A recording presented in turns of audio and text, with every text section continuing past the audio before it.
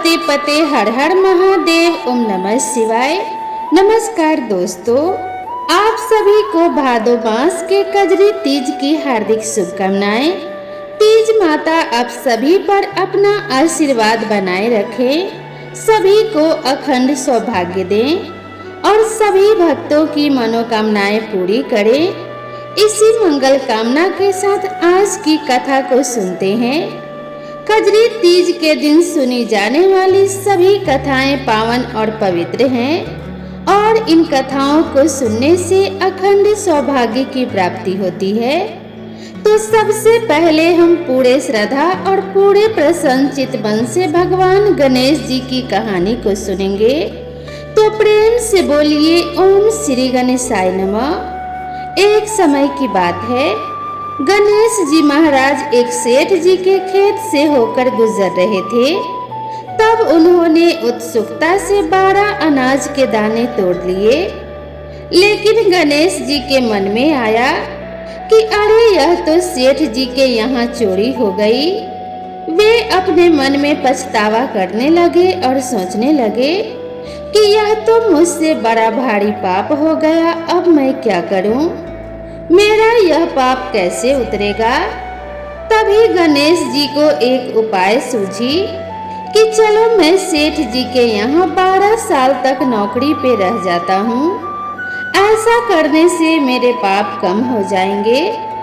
बस यही विचार कर गणेश जी ने एक बालक का रूप धारण किया और सेठ जी के घर चले गए और कहने लगे, सेठ जी मुझे आप अपने यहाँ काम पर रख लीजिए। अब सेठ जी को भी नौकर की जरूरत थी, इसीलिए उन्होंने गणेश जी को काम पर रख लिया। अब गणेश जी सेठ जी के यहाँ नौकर बनकर रहने लगे और सेठ जी का सारा काम करते लगे। एक दिन की बात है, सेठानी जी राख से हाथ धो रही थी। गणेश जी ने देखा तो सेठानी का हाथ पकड़ा और मिट्टी से धुलवा दिया। सेठानी को तो बड़ा अजीब लगा। वह भागी भागी सेठ जी के पास गई और जाकर बोली, यह कैसा नौकर रख लिया है आपने? आज इसने मेरा हाथ पकड़ लिया। गणेश जी को सेठ जी ने बुलाया और पूछा, क्यों भाई तूने ऐसा क्यों किया? तूने सेठानी का हाथ क्यों पकड़ा? तो गणेश जी जवाब में बोले, मैंने तो सेठानी को एक सीख की बात बताई है। राख से हाथ धोने से घर की लक्ष्मी नाराज होकर चली जाती है, जबकि मिट्टी से हाथ धोने से लक्ष्मी लौटकर आ जाती है। सेठ जी ने सोचा बात तो सही कह रहा है और उसे माफ कर दिया। ऐसा करते करते कई दिन बीत गए। थोड़े दिन बाद कुंभ का मेला आया तो सेठ जी नौकर बने गणेश जी से बोले, भाई मुझे तो व्यापार में बिल्कुल भी समय नहीं मिलता। ऐसा कर तू सेठानी को कुंभ के मेले में ले जा और वहां से स्नान ध्यान करवा के ले आ।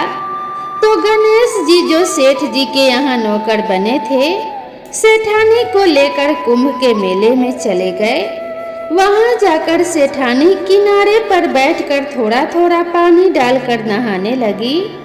तो गणेश जी ने उसका हाथ पकड़ा और ले जाकर बीच नदी में डुबकी लगवा कर ले आए।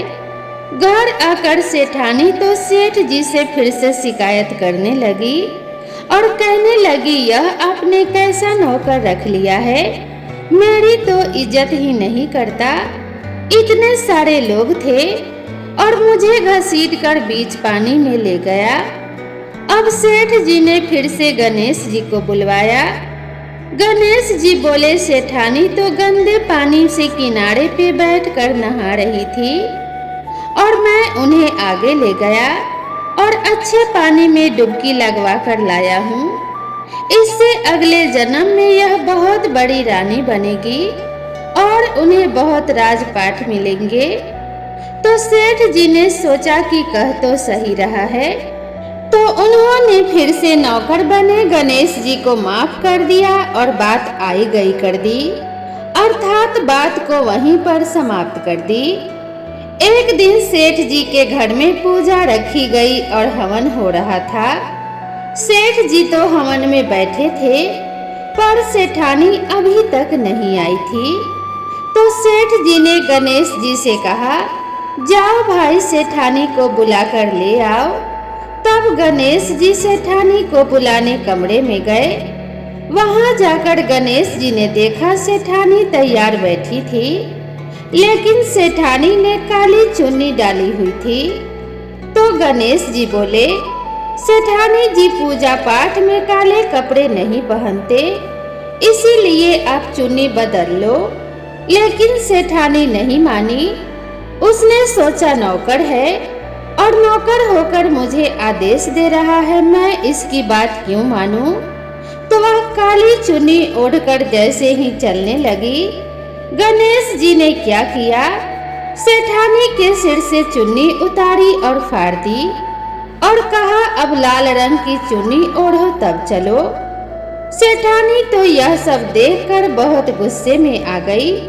वह कहने लगी, अब मैं पूजा में नहीं जाऊंगी, और नाराज होकर अपने कमरे में ही लेट गई। अब जब सेठानी नहीं आई तो सेठ जी इंतजार करते रहे।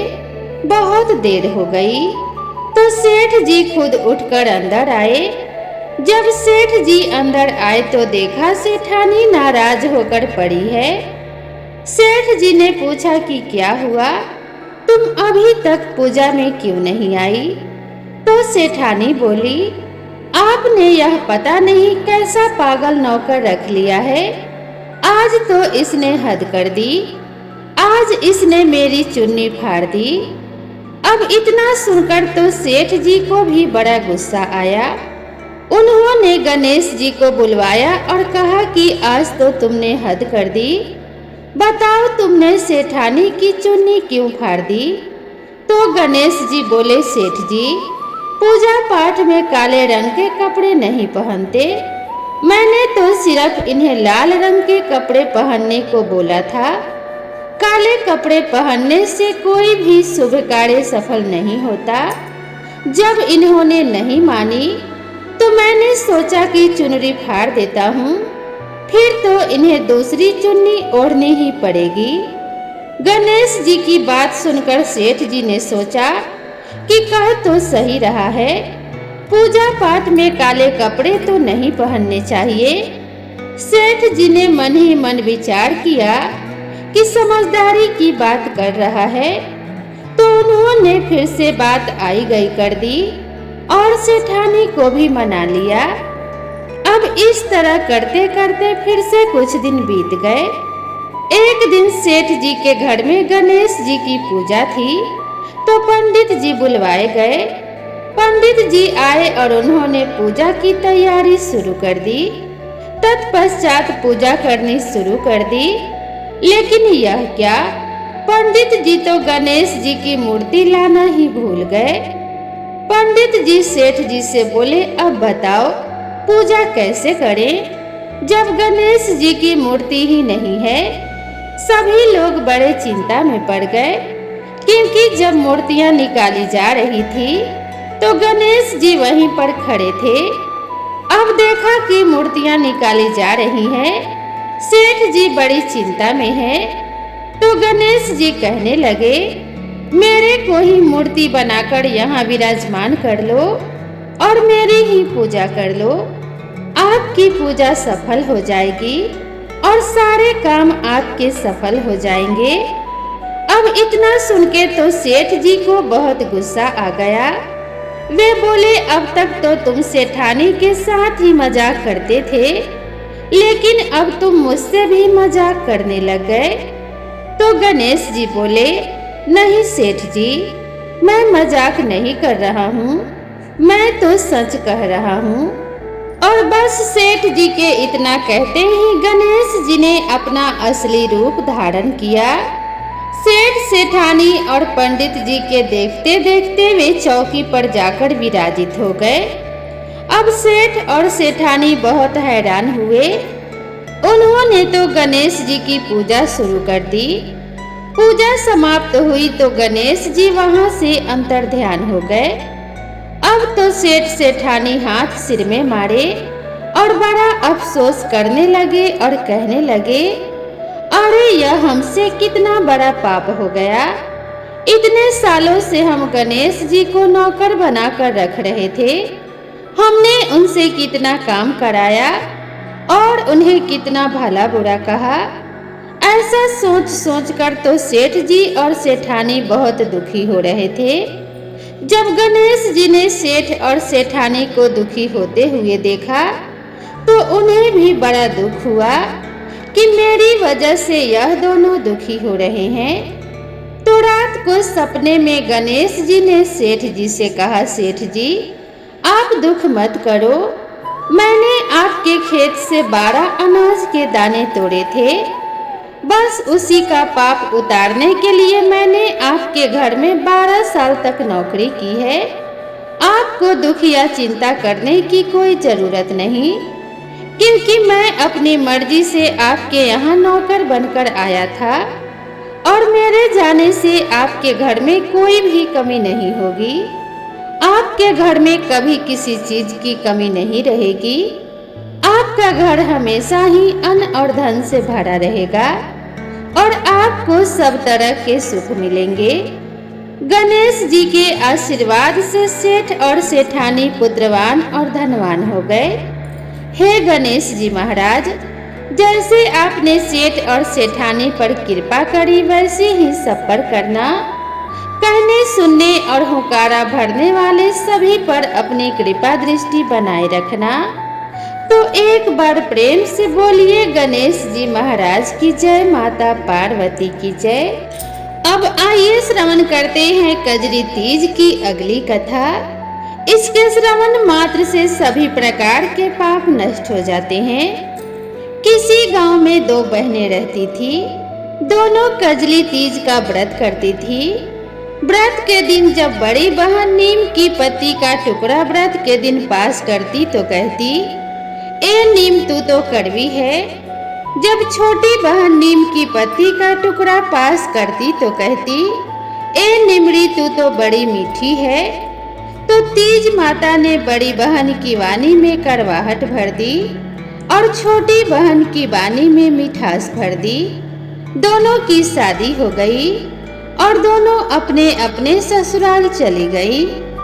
तो बड़ी बहन को तो पीहर और ससुराल में उसके कड़वे वचनों के कारण कोई भी पसंद नहीं करता था, जबकि छोटी बहन को पीहर में भी सब आदर देते थे और ससुराल में भी सभी पसंद करते थे।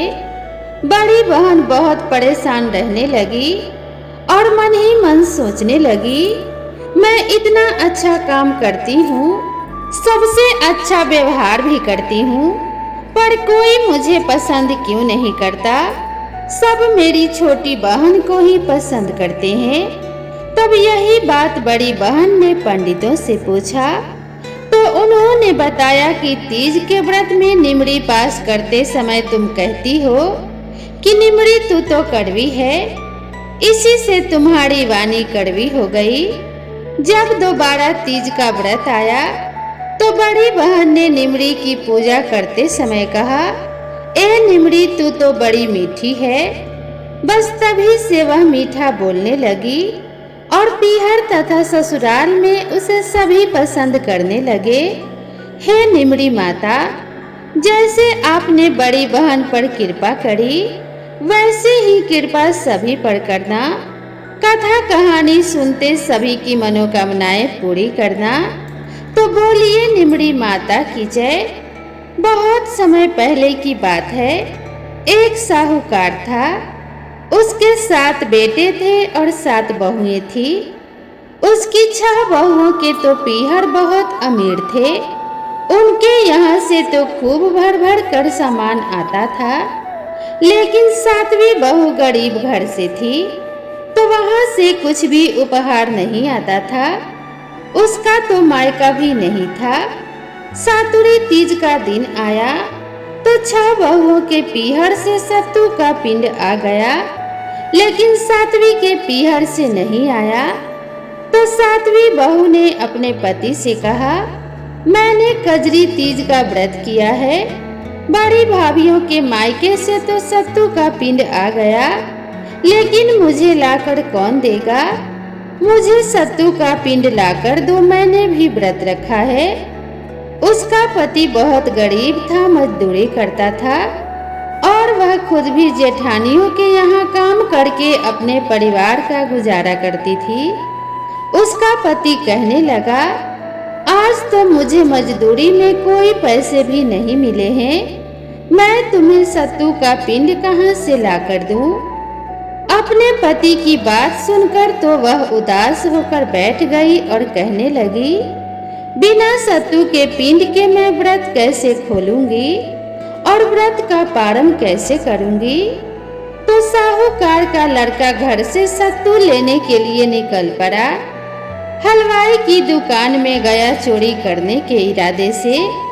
वहां जाकर उसने देखा कि चने की दाल रखी है, भट्टी में थोड़ी आंच भी थी। उसने दाल को भट्टी पर सेका और वहीं पर चक्की पड़ी थी, सो दाल को पीसने लगा। दाल पीसने की जो आवाज हुई तो दुकान का मालिक जाग गया और उसे आकर पकड़ लिया। साहूकार का बेटा बोला, मुझे पकड़ो मत, मैं कोई चोर नहीं हूँ। आज मेरी पत्नी ने कजरी तीज का व्रत रखा है, हमारे घर में सत्तू नहीं था। मेरी पत्नी का तो मायका भी नहीं है। मैं आपकी दुकान में चोरी की नीयत से नहीं आया था, मैं सिर्फ थोड़ा सा सत्तू लेना चाहता था। आज मुझे मजदूरी के पैसे नहीं मिले, कल मैं आकर आपके पैसे भी दे दूंगा। यह सुनकर दुकान के मालिक को बड़ा दुख हुआ। वह साहूकार के बेटे से बोला, तुम अपने घर जाओ, तुम्हारी पत्नी आज से मेरी धर्म की बेटी है।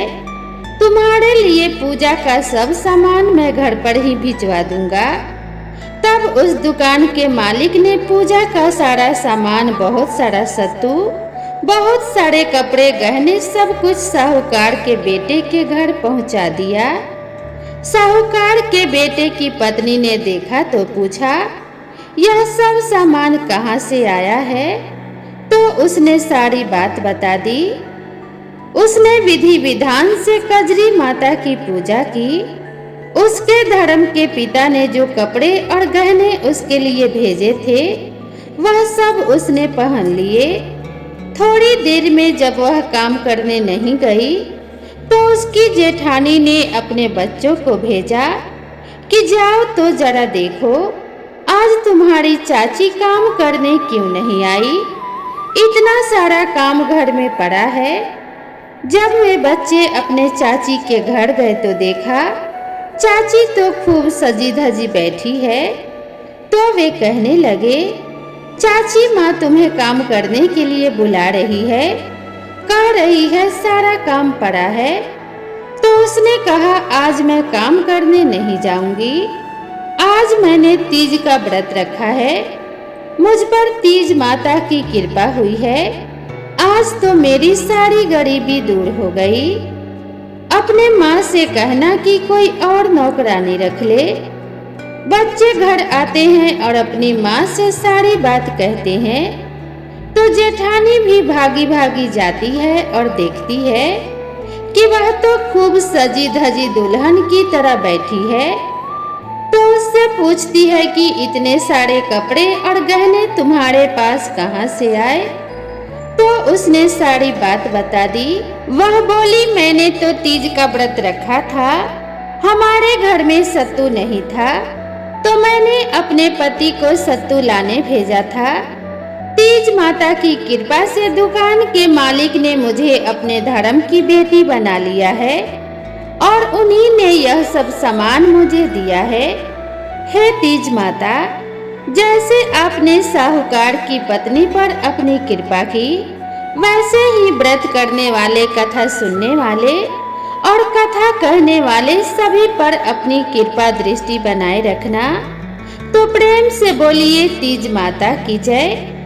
अब आइए सुनते हैं सातुरी तीज के दिन सुनी जाने वाली निमड़ी माता की कहानी।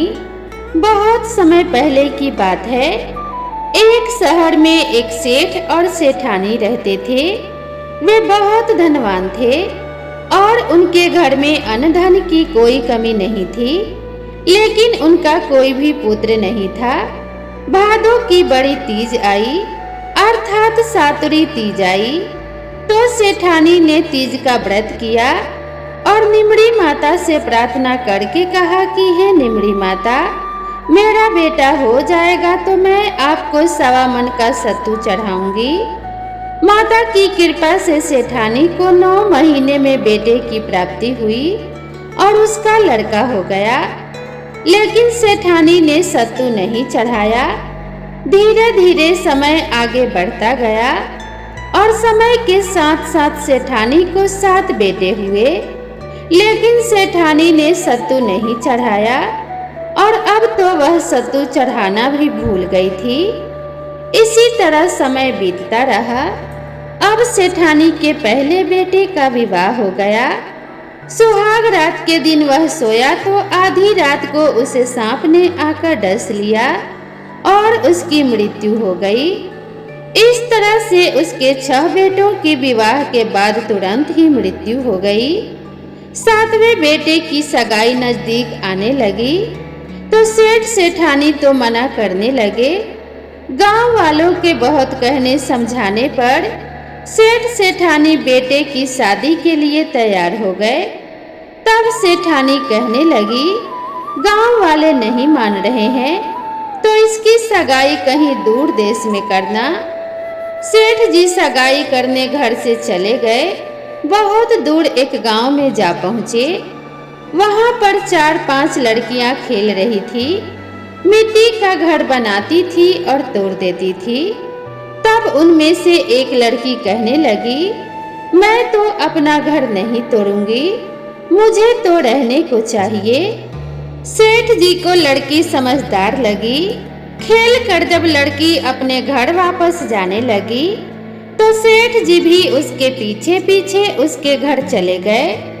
सेठ जी ने लड़की के माता पिता से बात की और अपने लड़के की सगाई और विवाह की बात वहां पर पक्की कर दी। घर आकर विवाह की तैयारी कर बेटे की बारात लेकर सेठ जी चल दिए और बेटे की शादी करा दी।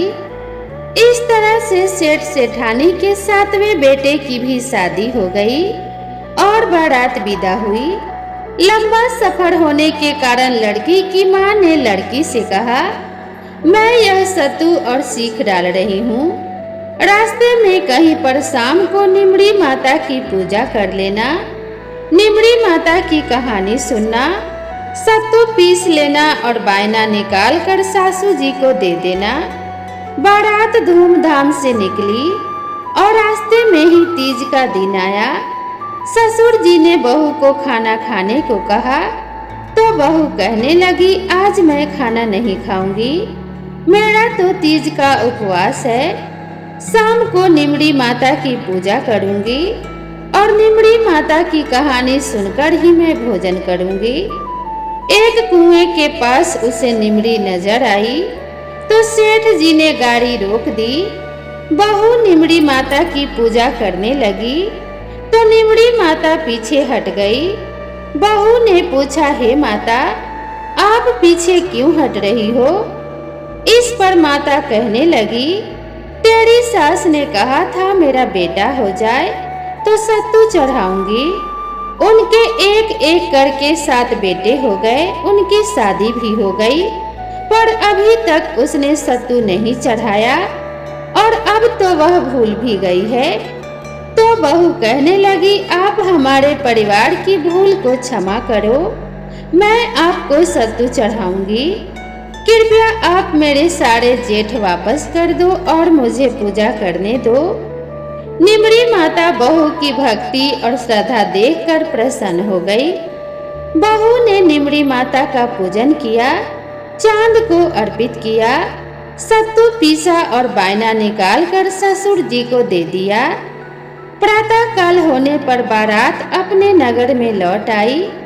जैसे ही बहू ने ससुराल में प्रवेश किया, उसके 6 जेठ भी वहां पर आ गए। यह देखकर सभी बड़े खुश हुए। उन सभी को गाजे बाजे के साथ घर के अंदर ले आए। सास बहू के पैर पकड़ पकड़ कर धन्यवाद करने लगी। तो बहू बोली, सासू जी आप यह क्या कर रही हैं? आपने जो मन्नत मांगी आप उसे याद करो। तो सासू जी बोली, बहू मुझे याद नहीं, तू ही बता दे। तो बहू बोली, आपने निमड़ी माता को सत्तू चढ़ाने का प्रण किया था, अर्थात संकल्प किया था, वह आपने पूरा नहीं किया। अब सासू जी को सारी बात याद आ गई। 12 महीने के बाद जब दोबारा से सातुड़ी तीज कजरी तीज आई तो सबने मिलकर 1.25 मन का सत्तू बनाया और तीज माता को श्रद्धा भक्ति से गाजे बाजे के साथ निमड़ी माता की पूजा की और अपना संकल्प पूरा किया। अब तो निमड़ी माता भी सेठानी पर प्रसन्न हो गई थी। निमड़ी माता की कृपा से सेठानी की सभी बहुओं के पुत्र पैदा हुए। हे तीज माता, जैसे आपने उस बहू पर कृपा करी, हे निमड़ी माता, जैसे आपने बहू पर अपनी कृपा दृष्टि बरसाई, वैसे ही सभी के ऊपर कृपा करना और जैसी सेठानी से रूठी रही ऐसी किसी से भी मत रूठना। तो बोलिए तीज माता की जय, प्रेम से बोलिए निमड़ी माता की जय। अब सुनिए कजरी तीज की अगली कथा, जिसे सुनने मात्र से सभी मनोकामनाएं पूर्ण होती हैं। बहुत समय पहले की बात है। एक साहूकार था। साहूकार की पत्नी बड़ी ही पतिव्रता थी।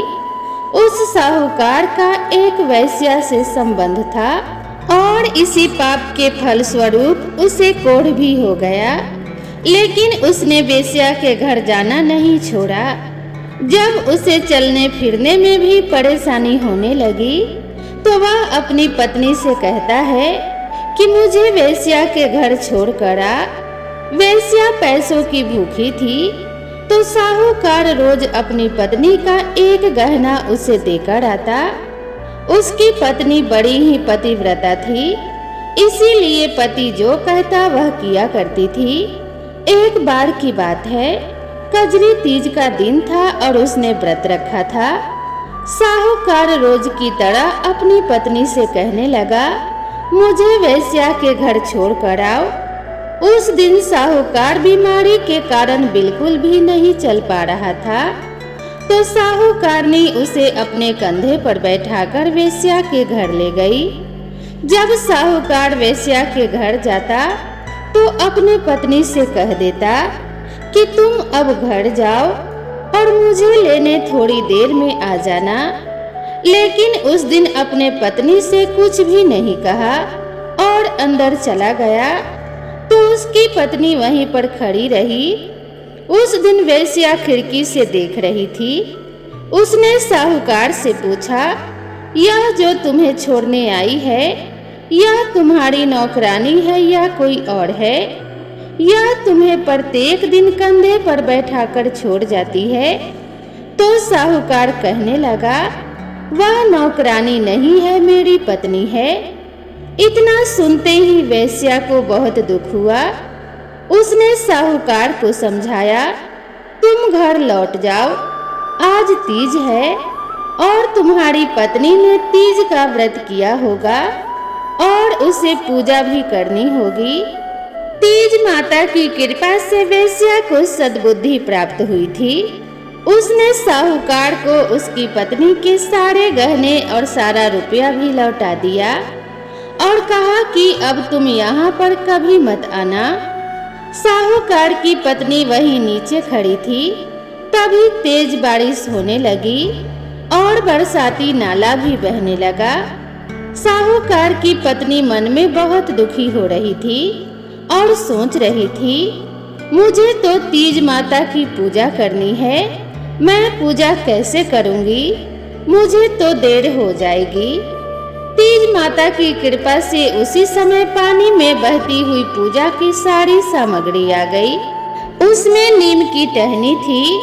उसने वहीं पर तीज माता की पूजा कर ली।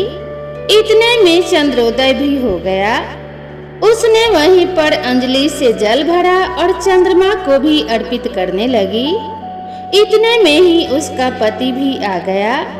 जब वह अर्घ दे रही थी तो उस जल के छींटे साहूकार पर पड़े और उसी के प्रभाव से उसका कोढ़ भी ठीक हो गया। दोनों पति पत्नी प्रसन्नता से अपने घर लौट आए। हे तीज माता, जैसे आपने साहूकार के सारे दुखों को दूर किया, वैसे ही सबके दुख दूर करना। कहते सुनते हुकारा भरते सब पर अपनी कृपा दृष्टि बनाए रखना। तो प्रेम से बोलिए तीज माता की जय। अब सुनते हैं तपसी और लपसी की कहानी। एक तपसी था और एक लपसी था, दोनों आपस में मित्र थे। तपसी तो सदा भगवान की सेवा करता, उनकी पूजा करता और रोज तपस्या करता। लपसी को पूजा पाठ नहीं आता था। वह रोज 1.25 सेर की लापसी बनाता, भगवान को भोग लगाता, घंटी बजाता, जिमकर चादर तान कर सो जाता। एक दिन की बात है, दोनों दोस्तों में बहस छिड़ गई कि कौन भगवान का सबसे बड़ा भक्त है। तो तपसी ने कहा मैं बड़ा भक्त हूँ और लपसी कहने लगा नहीं, भगवान का सबसे बड़ा भक्त तो मैं ही हूँ।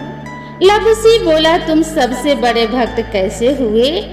मैं तो सारा दिन भगवान की भक्ति करता हूँ, पूजा करता हूँ, भगवान की तपस्या करता हूँ, तो मैं बड़ा भक्त हूँ।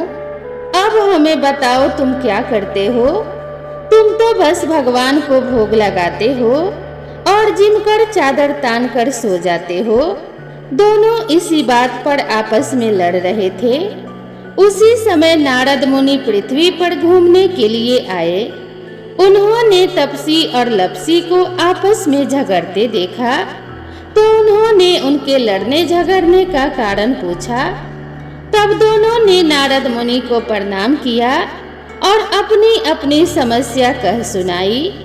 तपसी कहने लगा नारद मुनि जी, मैं तो हमेशा भगवान की भक्ति करता हूँ, तपस्या करता हूँ, लेकिन लपसी कह रहा है कि भगवान का सबसे बड़ा भक्त वही है। तब लपसी बोला नारद मुनि जी, मैं भगवान की पूजा पाठ की विधि नहीं जानता, मंत्र जाप की विधि भी नहीं जानता। बस मुझे तो इतना पता है कि सच्चे मन से सबकी सेवा करो, उसी से भगवान प्रसन्न हो जाते हैं। तो मैं तो भगवान को रोज 1.25 सेर की लापसी बनाता हूँ और उसी का भोग लगाता हूँ और जिमकर सो जाता हूँ। मुझसे जितना हो सकता है सबकी सेवा करता हूँ और सबकी मदद भी करता हूँ। मुझे लगता है कि प्राणी मात्र की सेवा करना ही भगवान की सबसे सच्ची और बड़ी भक्ति है। इसीलिए मैं अपने आप को भगवान का सच्चा और सबसे बड़ा भक्त मानता हूँ। तपसी और लपसी की बातें सुनकर नारद मुनि कुछ देर के लिए सोच में पड़ गए। फिर कुछ देर बाद कहने लगे, तुम दोनों आपस में मत लड़ो। तुम दोनों में से कौन भगवान का सबसे बड़ा भक्त है, यह बात मैं सिद्ध कर दूंगा, लेकिन इस बात का फैसला मैं कल करूंगा। दोनों को नारद मुनि की बातों पर विश्वास था, इसीलिए दोनों प्रसन्न मन से अपने अपने घर को चले गए। अगले दिन जब तपसी सुबह सुबह नदी पर स्नान करने के लिए जाने लगा तो नारद मुनि ने उसके रास्ते में 1.25 करोड़ की एक अंगूठी रख दी। तपसी ने वह अंगूठी देखा तो उसने सोचा, यह तो बड़ी कीमती अंगूठी है, लगता है किसी की गिर गई है। उसने अंगूठी उठाकर देखा तो वह बहुत महंगी थी, क्योंकि वह करोड़ों की अंगूठी थी। बस तपसी के मन में लालच आ गया और उसने सोचा, इस अंगूठी को बेचकर मुझे बहुत सारे पैसे मिलेंगे, इससे मैं बहुत बड़े बड़े यज्ञ करूंगा, मंदिर बनवाऊंगा और भगवान की खूब भक्ति करूंगा और अपने आप को भगवान का सबसे बड़ा भक्त सिद्ध कर दूंगा। बस इसी लालच के कारण उसने वह अंगूठी अपने पास रख ली और जब नहा धोकर तपस्या करने बैठा तो पैर के नीचे अंगूठी दबाकर बैठ गया। उधर लपसी ने रोज की तरह 1.25 सेर की लापसी बनाई और वह भगवान को भोग लगाने के लिए जाने लगा। तब नारद मुनि ने उसके रास्ते में भी बिल्कुल वैसे ही 1.25 करोड़ की एक अंगूठी रख दी। लपसी ने भी अंगूठी को देखा और उठाकर सोचने लगा, अरे यह तो बड़ी कीमती अंगूठी है, लगता है किसी की गिर गई है। जिसकी गिरी है उसे कितना दुख हो रहा होगा। उसने अंगूठी उठाई और भगवान के मंदिर में चला गया। मंदिर में जाकर उसने भगवान को लापसी का भोग लगाया और उसके बाद वह अंगूठी भगवान के ही चरणों में रख दी। उसने सोचा कि जिसकी भी अंगूठी गिरी होगी वह अंगूठी के लिए परेशान हो रहा होगा और वह भगवान से प्रार्थना करने के लिए मंदिर में तो जरूर आएगा, तो उसे अपनी अंगूठी यहीं पर मिल जाएगी। ऐसा करने के बाद भगवान को भोग लगाकर लपसी जिम कर चादर तानकर सो गया। शाम हुई तो तपसी और लपसी फिर से मिले। तभी वहां पर नारद जी आ गए तो दोनों नारद जी से पूछने लगे, कहिए नारद जी, हम दोनों में से सबसे बड़ा भगवान का भक्त कौन है? तब नारद जी बोले, तुम दोनों में से सबसे बड़ा भगवान का भक्त तो लपसी है। तपसी नारद जी की बात सुनकर चिढ़ गया। बोला, नारद जी आप ऐसा किस आधार पर कह रहे हैं? तब नारद जी ने कहा, सुबह मैंने तुम दोनों के रास्ते में करोड़ों की अंगूठी रखी थी। तब नारद जी ने कहा, तुमने लालच किया और वह अंगूठी उठाकर अपने पास रख ली, इसी कारण तुम्हारी तपस्या भंग हो गई है। और लपसी ने लालच नहीं किया, उसने वह अंगूठी भगवान के चरणों में चढ़ा दी, इस विचार के साथ कि जिसकी अंगूठी होगी वह यहाँ से उठाकर ले जाएगा। इसी कारण लपसी ही भगवान का सबसे बड़ा भक्त है। अब तो तपसी को अपनी भूल पर बहुत पछतावा हुआ। वह नारद जी के पैरों में गिर गया और जोर जोर से रोने लगा। कहने लगा कि हे भगवान, मुझ पर दया करो, मुझसे यह गलती हो गई है।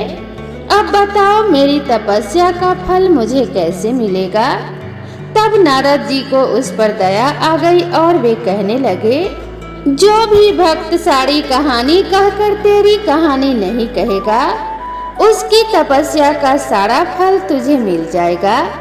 जो ब्राह्मण जिमकर दक्षिणा नहीं देगा, जो साड़ी ब्लाउज देकर दक्षिणा नहीं देगा, तो उसकी तपस्या का, उसके पूजा पाठ का सारा फल तुझे मिल जाएगा। जो अपने घर में गाय या कुत्ते के लिए रोटी नहीं बनाएगा, तो उसकी पूजा पाठ का सारा फल तुझे मिल जाएगा। जो दीपक जलाकर हाथ नहीं जोड़ेगा, दीपक से दीपक जलाए, तो उसकी तपस्या का सारा फल तुझे मिल जाएगा। और इतना कहकर नारद जी वहां से अंतर्ध्यान हो गए।